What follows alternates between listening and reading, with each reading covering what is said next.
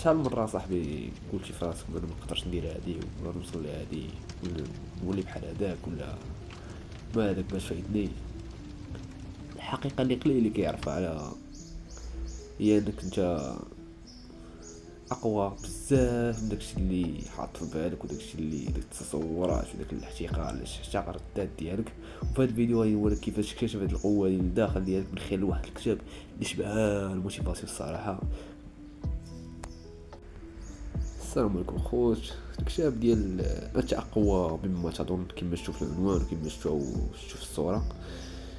هذا الكتاب هذا الكاتب ديالو سميتو محمد الحاج بستو، كيهضر على القوة الداخلية اللي عند كل واحد فينا، ولكن المشكل هو اننا غالبا كنستعملوهاش هاد القوة هادي وما عارفينش بلي اصلا هي كاينة في الواحد، كايناش فينا ولا.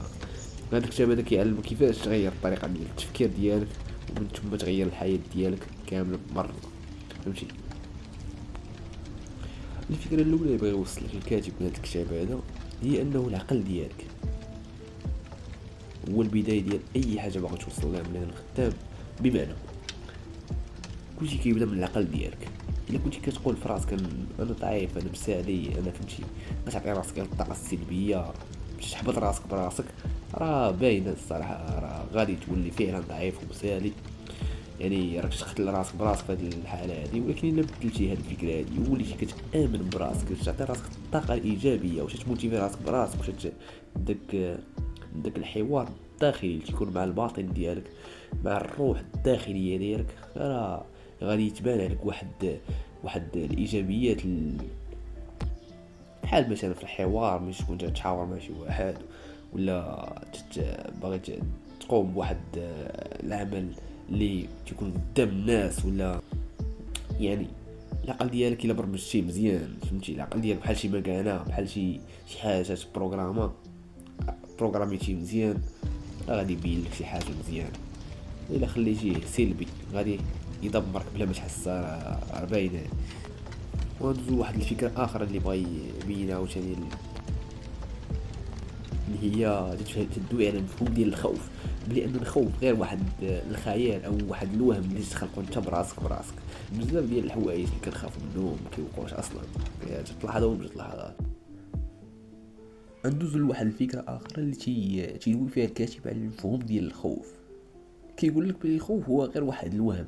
بزاف ديال الحوايج كنخافو منهم ما كيطراوش فهمتي، عاد كنخافو منهم وصافي ما كيوقعوش اصلا. الخوف كيبقى غير في العقل ديالك.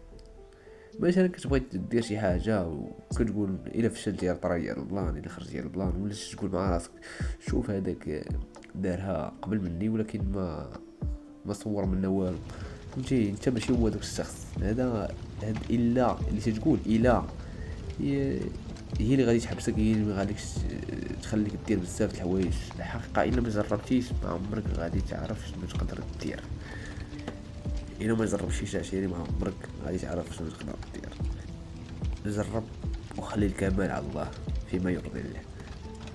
والكاتب تيبين لك عاوتاني في واحد الفكره بلي داك الافعال او داك اللعيبات اللي تديرهم نتوما صغار وتيبانوك صغار، راه هادوك هما اللي تيخلقوا الفرق اللي غادي يكون من هنا لقدام كبير. ما خاصك تبدل حياتك مره واحده في دقه، ما غاديش دير فلاش غادي تبدل لك حياتك في دقه. راه جرح ملي تجرح ما تبراش في البلاصه وانت ملي تولد راه باش تكبرش في البلاصه. وبزاف الامثله راه غير دير خطوات صغار كل نهار دقه دقه راه غادي يبان الفرق من هنا لقدام. راه كتوبه تعلم شي حاجه جديده دير شي حاجه كنتي خايف منها شحال هادي فهمتي. جرب اخي بحاجه تقدر تعيشها هي انك تقول حاجه في راسك وما ديرهاش، خصوصا الا كانت ايجابيه وغادي تزيد لك القدام. مع الوقت ومع الوداد الخطوات الصغار كيتجمعوا كيصنعوا واحد النجاح اللي محاج تكون تقدر فيه تصور شيء. فكرة اخر تيبغي يبين لك الكاتب ملي خاصك تامن براسك تثيق في راسك فهمتي، تثيق في راسك ديال بصح. اكبر فرق بين الناس اللي ناجحين وغيرهم هو انهم كيامنوا براسهم حتى الا فشلوا ولا طرا لهم شي بلان كيرجعوا يحاولوا حيت عارفين انهم يقدروا ينجحوا في الاخير.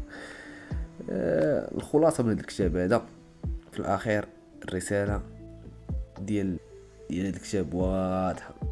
القوة اللي كتقلب عليها راه عندك دابا، خاصك غير تبدل التفكير ديالك، تواجه الخوف ديالك وتبدا حتى بدقة بدقة شي حاجة اللي تقدر تبان لك انت ما غاديش توصلك فين، ولكن دقة دقة راه غادي يبان لك الفرق مثلا قدام. تقدر مثلا تبدا غير 30 دقيقة ديال تعلم لونجلي في النهار، غتبان لك انت قليلة، ولكن من هنا سيمانة ولا من هنا شهر غادي يبان لك الفرق كبير.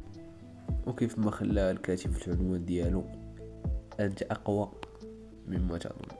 الى عجبك الفيديو وخديتي منه شي فائده، ما تنساش دير لايك واشتراك وكتب لي في كومونت شنو الفكره اللي عجباتك اكثر. والسلام عليكم، تسناو فيديو جديد قريب ان شاء الله.